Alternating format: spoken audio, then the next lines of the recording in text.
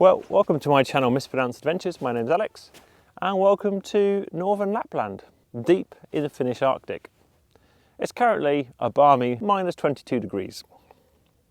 And that there is a 12 volt, 100 amp hour LiPo4 lithium battery. And it is currently got a cell temperature of minus 13 degrees and it's happily charging away. That battery has no insulation, no heat pads, but there is no damage occurring with that internal cell temperature far below zero. So I'm going to tell you about the big lithium lie, or a misconception. Most people are told you can't charge lithium below zero because it damages it.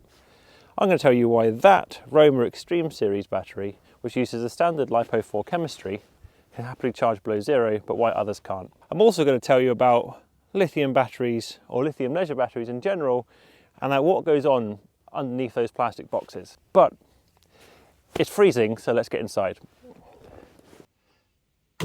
Short form answer: the LiPo4 chemistry is not the limiting factor. Thank you very much for joining me. I'll see you next time. Cheers, bye. Okay, long form answer. I'm going to talk about the anatomy of lithium batteries. What's more than, as just the consumer sees, is a black box with a positive and negative terminal. How lithium cells work, because that's the key component to this whole battery. And also, for people who have any sort of lithium battery, how to install them and put them in your van in a conscious way to look after them in the cold. In being honest, this is a sponsored video with Roma. Roma kindly gave me two of their 200 amp hour XTREME Series batteries for my Arctic trip, because this winter in the northern Nordic Arctic, I'm hunting minus 40 or colder. And they've also loaned me this 100 amp hour battery, mainly because it's a right pain to have to take apart my battery bank every time I need to do a promotional photograph or shot with it. There's an analogy I like for getting the idea across for lithium batteries. You could have three different companies, one which have a very cheap 12 volt 100 amp hour lithium battery, one which have a mid-tier price bracket, and one which is very expensive. And you might think, well, they're all batteries, they're all 12 volt, and they all have 100 amp hours. Why would I want to pay for the extremely expensive one when there's a way cheaper one? In many ways, you can look at it the same way as you look at cars. Yes, a Fiat Punto and a BMW X5 will both get you from A to B, but everyone understands why there's a big price difference between them. There are so many different reasons lithium batteries, whilst are the same output, might have a very different price tag. For the quality of the kit used, how much is designed, how much is just a rebrand. So consider when you're looking into your lithium batteries that cheapest might not always be the best option. But I'm going to tell you why 99% of the people who are watching this from a camper van and motorhome point of view do not need the XTREME Series or need to charge at minus 30. Roma's normal Smart Series, so their normal lithium batteries, which are significantly cheaper and smaller than the XTREME Series, will be perfectly adequate. They have low temperature cutoffs, but I am going to be cheeky. I do have an affiliate link with Roma. If you are a lunatic like me and you do want the XTREME Series battery, feel free to order it on my affiliate link. If you are normal and sensible and you want a high-end, good quality lithium battery for your van, camper van and motorhome, or off-grid setting, their normal Smart Series as well, feel free to use my affiliate link in the description. Right, this video is not plugging this battery. It's more going to be, let's learn about lithium batteries more in depth and the lithium chemistries and how lithium batteries work. I do my best to say LiPo4, but if I'm referring to the word lithium in the context of this video, I mean the LiPo4 chemistry. There are other chemistries out there. There is MCN, which is a nickel-based chemistry, which you will see in some models of portable power banks like these. But also some of those power banks are starting to use LiPo4 as well. There's also LiPo, which is the ones which you may see in RC cars or those racing drones. There are a bunch of other chemistries, but they've all got their own pros and cons and advantages and disadvantages and reasons you use them in different places. So we are just talking about LiPo4 chemistry and not any of the other ones, because this is the most common type of battery chemistry to be available in a leisure battery form. First point I want to bring up with batteries is, as a consumer, most people only see a black battery box with a positive and negative terminal on it. And a lot of people are going to go, oh, they're just Chinese rebrands. Generation 1 of Roma's batteries were Chinese rebrands. They're now on their Generation 3 and their XTREME series as well, which is developed and tested for them. They are still manufactured in China, but they are not just a straight Chinese rebrand. They are an individual battery made for Roma, all the way to when I was in the Roma office, I got to see their BMSs, which we'll talk about later on. And they showed me what they've developed and how they've changed the BMS designs and reinforced different components from warranty claims and customer experience. So these batteries are not just the Roma name stuck on a generic Chinese made battery. They are unique to Roma, especially the extreme cold weather ones. Right, first off, whilst many batteries use the same type of boxes, inside changes differently. Lithium cells come in a variety of different chemistries, as we talked about, and a variety of different shell shapes. You could have 18650 cells, which are these small ones, and the current battery system I have, each one of my electric system batteries has 400 of these cells in them, running in groups of 100. You can also have larger cylindrical cells. These are the cold temperature cells which the XTREME series use, and you can also have the prismatic. These cells, they're big, they're rectangular. You would have probably seen them more often if you've seen photographs of someone building their own DIY lithium battery. But most of the time they will have in a configuration maybe just 4 cells and a high amp hour. The voltage will be the same, but the amp hours for that will be higher. Whilst batteries like this might have multiple of these, the voltage will be the same, but there'll be lots and lots of these running in parallel to bring up the amp hours. So already LiPo4 lithium battery could have a variety of different things inside the box. There are also different grades of lithium cells as well, but most companies producing lithium leisure batteries are saying they are using grade A cells. Next up is the BMS, the battery management system. The BMS has got many jobs. One of the most important roles is cell balancing. Just like if you had a lead acid battery bank and you had it running 24 volt or 48 volt of just 12 volt batteries, you have 2 or 4 batteries running in series when that increases the voltage. The same principle happens with these. These are a lower voltage, and to get your 12 volt or your 24 volt, you run groups of these, or individual if it's the larger cells, in series to increase the voltage. The battery management goal is to manage those cells just like a battery bank where you're running multiple batteries in series. Individual batteries can become unbalanced, and a battery balancer's job in that case is to make sure all the batteries remain the same voltage. The BMS's job is to do the same thing. When you have 4 different cells inside, the BMS job is to balance those cells, and they can do that in a number of ways. The BMS may have an active balancer, which will move energy from the highest cell into the lowest voltage cell, or it may have a more passive solution using something like a bleed resistor, where it burns off excess energy from higher cells to bring them down towards the lower cell. The new model Romas use active balancing. One of the other things the BMS will manage is the cold temperature shutoff. So a lot of batteries with modern BMSs, because they're not suitable for charging at those low temperatures, will have a cutoff which will disable charging so you can't damage them. Some batteries, it might disable everything and turn the battery off until you heat it up, but most batteries seem to just disable the charging. Whilst your BMS will have plenty of protection features such as the low temperature turn-off, a low voltage turn-off to stop you from discharging it too much, they shouldn't be your system's primary form of safety. The BMS protection option should be your battery's last resort, not its first. Your system should already have safety precautions built into it to prevent you from over-discharging the system or prevent the battery or the chargers from turning on in low temperature scenarios. There are many models of BMSs. Some are generic and just get rebranded with different companies' names, whilst other companies have worked with suppliers to build and update and improve on BMSs, and others have built them, designed their own from ground up. So at the minute, I want you to visualise there are a pack of cells in here, and there's a BMS sitting on top. I'll draw your picture on my whiteboard.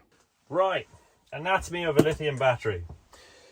I'm going to base this anatomy off a 100 amp hour 12 volt. So these are going to be 4 prismatic, that cell beginning with P, I can't remember. They're going to be in a blocker there, and they're all going to be probably taped together as well with, it's not sellotape, but that sort of yellowy electrical tape. So they're all going to be taped together. You can have your BMS potentially sitting on top, so we'll draw a BMS on there. That's your battery management system, that's your BMS. All of those are going to be connected to there in one way or another. And then that's all going to sit in a plastic box. That sits in your plastic box. You got your terminals, your positive terminal, your negative terminal, main BMS wires running up to there. Same for the other side. Your cells probably aren't also the same size as your box, so you've probably got some packing as well, just packing it out so it doesn't move around. And that's pretty much going to be your lithium battery. You have a bunch of cells inside a box. These batteries actually use a cylindrical cell, so they'll be in big groups. But a lot of conventional batteries, as well as the normal Roma batteries, use this type of cell.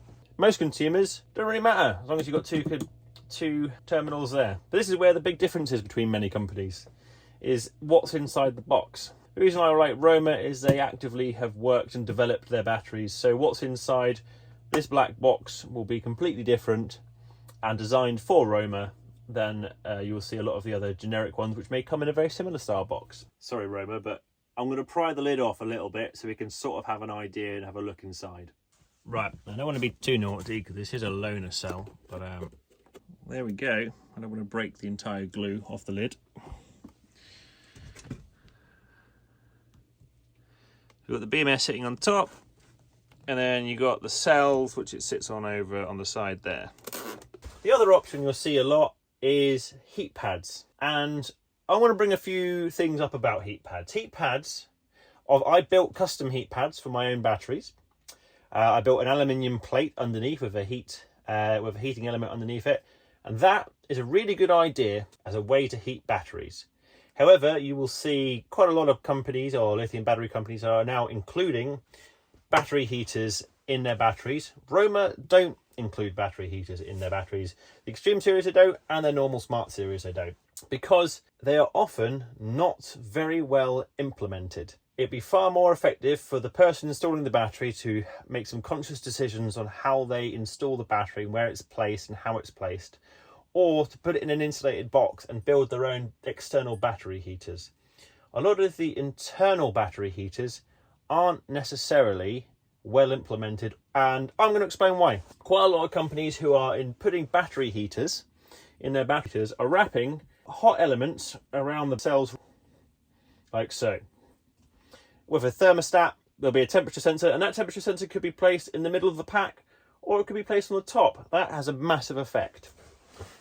The problem being is if your battery is frozen and you heat it up with an element just external, you're effectively going to be trying to cook a frozen turkey in a frying pan. You're going to heat very well the exterior of the cells. You're not going to heat the interior, or you are very slowly. The other point to think is if you're wrapping the sides of the cells, because I haven't actually seen many companies who have done their heat pads on the bottom, which may well be for the reasons that when these are placed inside the battery cases, all that free space is around the sides, not on the bottom, because the cells are sitting on it. The problem you get there is your heating element is going into the cell itself, but also you're heating the air mass.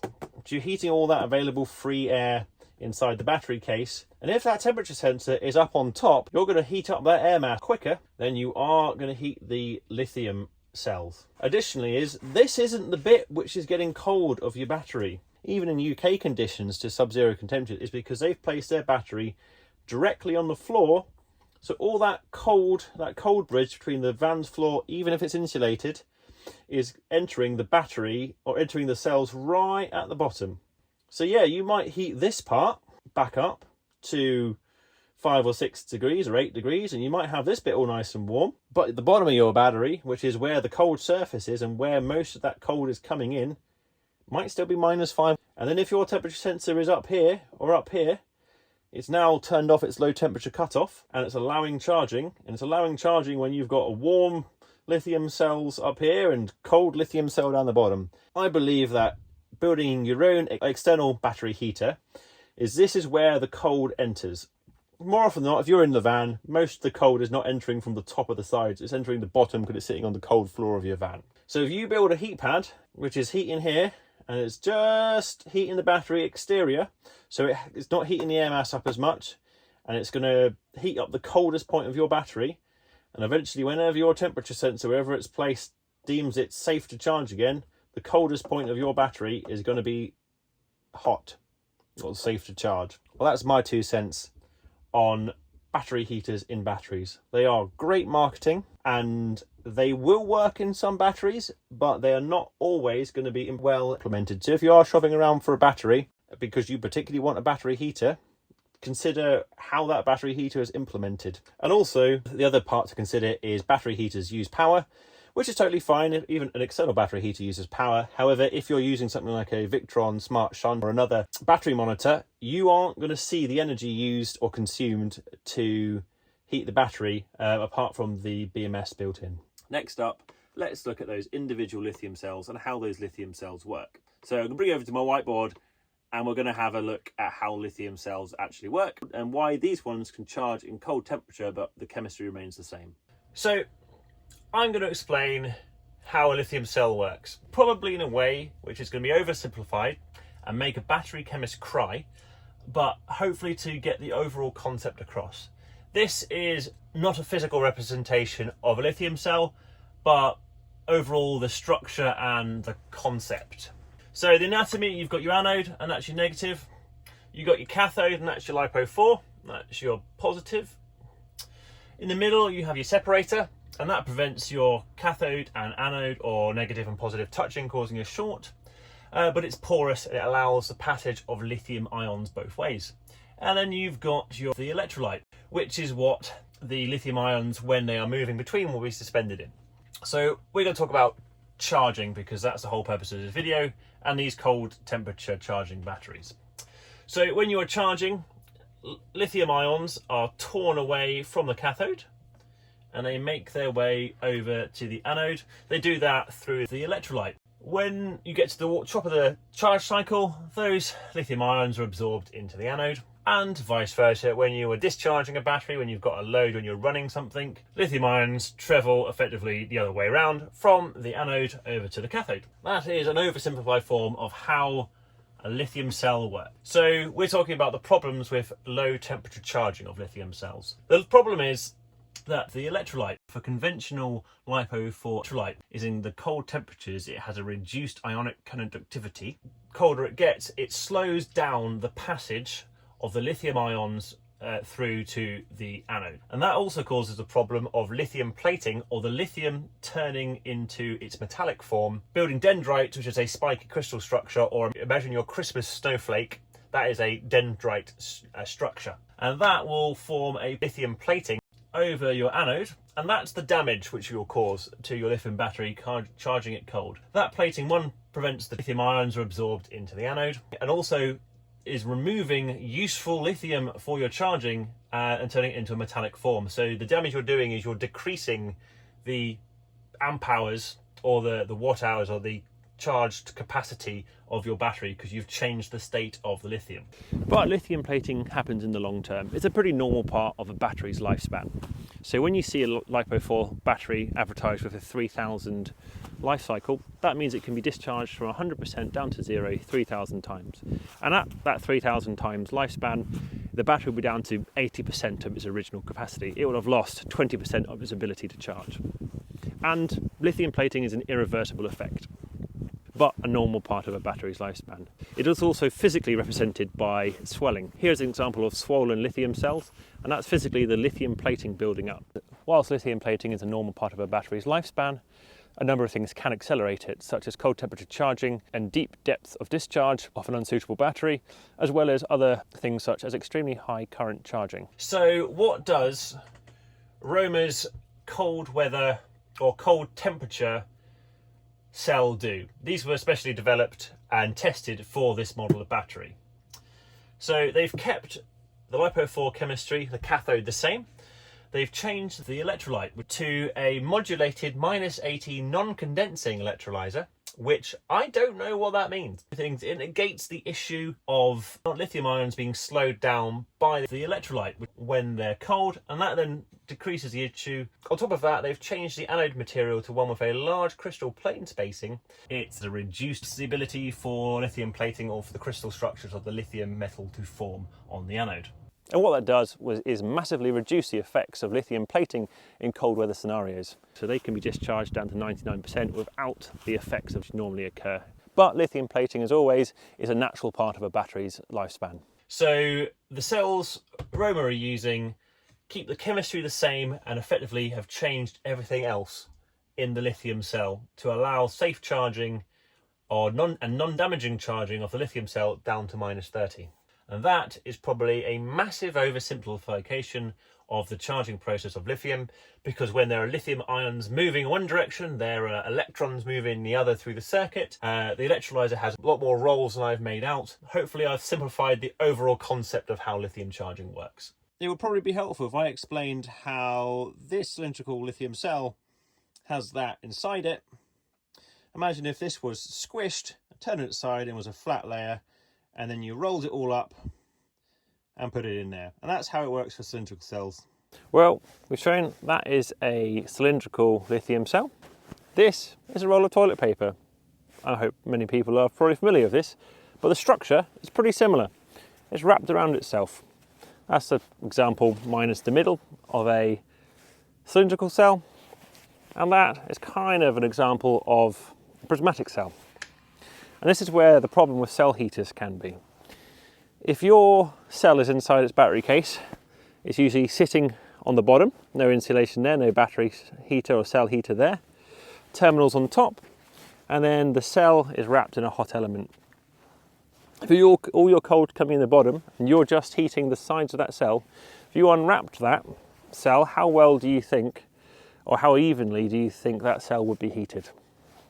And that's where, frankly, it can be poorly implemented or even dangerous. As well as the number of cells, some companies, for example, if you're doing a 12-volt 100 amp hour battery, you would have 4 of these prismatic cells. Some companies might just wrap the 2 exterior cells, or some companies might just wrap the whole block. So there would be different cell temperatures between the different cells as well, let alone inside in each individual cell. So do look how, if you are interested in batteries which have cell heaters, how those cell heaters have been implemented, and if you think that cell's being heated evenly. Even with normal lithium batteries, you can charge them below zero. It's all to do with the charge current opposed to the charge overall. So a very small charge current can be safe for a battery. That low charge current can also increase the cell temperature. So some ways that some electric vehicles get away with it is that the chargers are directly integrated into the battery and they know what's going on. The reason you don't see this system implemented in camper vans is the chargers, be that DC to DC chargers from the engine or MPPT chargers, or when you're on hookup, are generally isolated from the batteries and don't really have an idea of what's going on and can't really vary their charge current appropriately because of that. So it's far safer just to have a cold temperature turn off. Almost every component of these, battery-wise, not the plastic box, has been developed and tested for Roma to make the XTREME series. And I started this video by saying, you don't need to buy one of these batteries. Because you probably don't. I'm an absolute lunatic. I'm currently in the Arctic because I want to try and find the coldest conditions possible. -31. These are only rated to -30 charging, which is why I'm installing them still in a conscious way, which mitigates most amount of cold transfer from the van floor into them. A great way to stop batteries from getting cold is considering how you put them into your van, camper van and motorhome. So a lot of the time batteries just get put in the garage area or in the bottom of a cupboard flat on the floor, and that creates a cold bridge. Just like this, you can imagine you have 100% cold surface contact with the bottom of your battery, even if your van's floor is insulated. But by putting your battery in little stilts, like this example, breaks that cold bridge and you can change from having 100% contact with a cold floor to maybe 5%. And that makes a far bigger difference. Same even if you were doing an insulated box, consider taking that insulated box off the ground and having a little air gap beneath it. And if your diesel heater's nearby, you can always waft warm air from that, like from a vent or from a fan, just blowing warm air into that gap below the battery, keeping it warm that way. So something to consider is the warranty of the unit and serviceability. So Roma's Smart Generation 3 and their XTREME series are a serviceable battery and they have a 10-year warranty. It is pretty sunny and I've had to put my sunglasses on because I'm getting blinded trying to film this. So apologies that I look ridiculous. So I hope this video has helped you understand a little bit more what goes on underneath the plastic battery boxes, all the way down to the components which are used and how cells to a degree work, and the variation which can be between all the different batteries, even though they might be 12 volt 100 amp hour, how there can be a massive variation of quality, workmanship and components used in that. They're not all equal. I'm going to put a link to a channel which has a lot of teardown of batteries, so you can see how, whilst they might be advertised as the same thing, when you take the plastic cover off, you can see there's a wide variety of components and qualities, some good and some bad. I'm also going to put a link to a channel which has got a video about a bit more of a scientific approach looking at how lithium chemistry works in batteries, which is really quite interesting. I should probably actually talk about the product itself. So the Roma XTREME series, we've already mentioned its key feature is it can be charged well below zero, down to -30 without damage, and discharged down to -40 without the need of cell heaters, due to the changes they've made to the lithium cell itself. A byproduct of that as well is it can also be discharged to 99%. So I've not really mentioned any individual specs of the batteries because I'm more talking about the series opposed to individual units, because there are 24 volt versions, 12 volt versions, 100 amp hour, 200 amp hour. So if you want to find out more about the batteries themselves, go on to Roma's website and you can find their data sheets, and that's got everything from the specs of the BMSs to all the certifications that the batteries hold. And you can also find some of Roma's own testing and independent testing on the cold temperature cells. Disadvantages of these batteries over Roma's normal Smart series is, one, they are substantially larger. The same box is used for Roma's Smart 300 amp hour batteries. For here, this only fits the 200 amp hour. That's just because these cold temperature lithium cells are larger, and also the price to go with it as well. These are significantly more expensive than their equivalent non-cold temperature counterparts, which makes sense. They are using a special lithium cell, and they have had quite a lot of investment into them in the research and development. Normally in the UK, we only get down to -5. Yes, in the winter, many lithium batteries, if left just plonked on the floor of a van, will get below zero, and that's normally when a low temperature cutoff will engage. That can be rectified either by having an XTREME series battery, or just giving a bit of thought about how the battery is mounted in the van, raising it off the floor, and a few other options. Up here in the Nordics, on the other hand, a battery like this could be very useful. Where a motorhome or camper van might not be used for days or weeks on end, I could happily sit down and be far below zero, but when there is a little bit of solar, or when it's driven off and the vehicle is started, I could happily keep the battery topped up without having to worry about damaging the unit or the battery having to be heated. Other use could be in overland vehicles, such as the big trucks, which have their underslung lockers. Some electrics and batteries could be based in there and not have to worry about them getting cold, or vehicles which have auxiliary batteries in the engine bay or in the cab, which might also be unheated. A battery like this could be a great option. I also think there's plenty of industry use as well for a battery like this, where a battery could sit in a remote place, be charged by the solar, and not have to worry about dropping below zero or damaging it, or have to worry about heating the battery. If you are interested in a Roma XTREME series battery, or some of their conventional batteries, such as their Smart Generation 3, please do consider using my affiliate link in the description. It helps fund my channel, and it helps fund me to do stupid things like this, like drive my van up to the Arctic for 2 months. Whatever the case, I hope you come away from this video with a better understanding of lithium batteries for leisure use and what goes on underneath those battery boxes. If you like this content, my sort of hopefully reasonably technical videos, or my travel and extreme travel videos, subscribe to the channel. So thank you very much, and I'll see you next time. Cheers, bye.